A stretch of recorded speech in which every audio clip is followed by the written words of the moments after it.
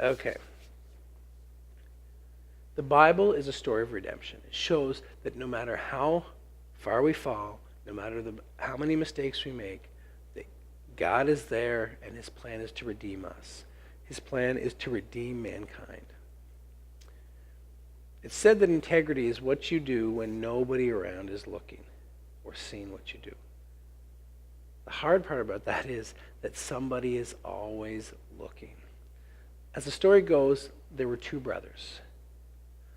They were both born in the same love. They had the same experiences, the same upbringing. In most ways, they were given the same opportunities in life. God had provided for them in the same way.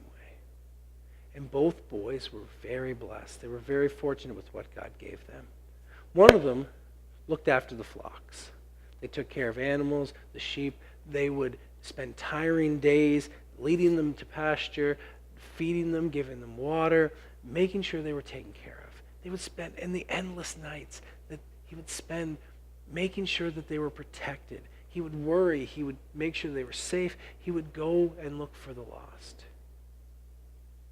And he was blessed. He was blessed with a large flock. The animals were beautiful. People looked to him and saw the great things he was doing. In the same way, the other brother, he worked the soil. And you could see it in his hands. His hands were hardened and blistered and bloody. His back ached. His feet were sore. He would drop his head on his pillow at night only to wake up and do the same thing again and again and again. But through that toil, he was given a lot too. He would take and weed and provide water and spend his time working the soil, and he was blessed with vegetation, with a wonderful crop. He would look at it and see all the great things that had happened. Now, both boys were blessed. Ultimately, though, they knew that the time would come where God would ask for what belonged to him. And they knew it belonged to him. They knew that they were blessed by God. Because no matter how much effort they put into it, no matter how hard they worked, no matter what they did, ultimately it was God. It was God that provided the animals. It was God that provided the water. It was God that provided the opportunities. It was God that provided their lives to be able to do this. So, a time came when all of this changed. God required from them what was needed. The lamb had to be spotless. It had to be perfect, blameless, blemish-free, and the firstborn, amazing in every way. It was probably the animal that the brother wanted to keep for his own. And why not? It was the best animal. It was the best of the best. But he chose, in his decision, to give back to God what God deserved. And God accepted his offering and took it and blessed him. Now, the other brother, something was different. And we don't quite know what it was. Maybe it was good intentions. Maybe he wanted to keep the best for his family. Maybe he wanted to use it to help other people. Maybe he looked at his hands and he said, this is enough. I've worked too much to just give this away. Maybe he just didn't realize the importance of giving the first and the best. But for whatever reason, he chose not. And in that choice, God did not accept his offering. And that changed things. Jealousy happened. Jealousy turned into rage. Rage turned into anger. And in an instant of time, that one brother made a decision that would change his life forever. And then God came. Cain, where is your brother?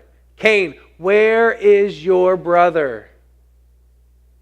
Cain knew full well where his brother was. He knew what was going on, but in that instant of time, with his being ashamed and grief and with frustration or jealousy, he said the only thing that he could. What? Am I my brother's keeper? You know, God knew full well that he was anything but his brother's keeper. God knew. Cain knew that God knew. But in his decisions, his life was changed forever. In his decisions, his brother's life was changed forever. And this is a sad story, but the story does not end here. You see, Adam and Eve fell in the garden and had the first sin. But God provided them the ability to bear children and to have a future. Those children also sinned and fell. But God kept on providing.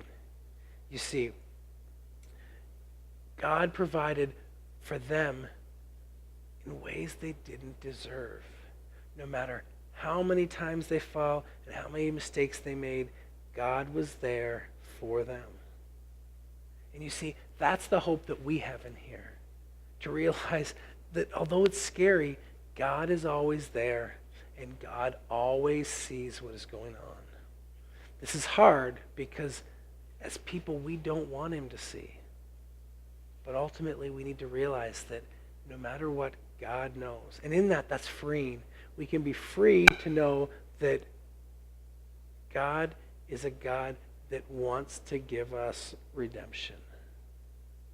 So, just like the two brothers, we have a decision to make. We have choices to make in our lives. You can choose to act like one brother. You can choose to say, what is in my life I need to give to God because he deserves it. You can say, God, you've blessed me and I will bless you. Or you can choose to be like the other brother. You can choose to decide that for whatever reason, you deserve more than what God deserves, and you can hold on. You can choose to follow God's path, or you can choose to follow your own path. We know that no matter what we choose, God always knows and God always sees. So with that knowing that God sees and knows these things, we can then be free to strive to follow him. We will make mistakes. We will fall short. But if we continue to go to God and decide in our life when situations come to do the things that follow and honor him, we will be blessed. Remember, our story is not over yet. And we can choose to honor God or to walk away.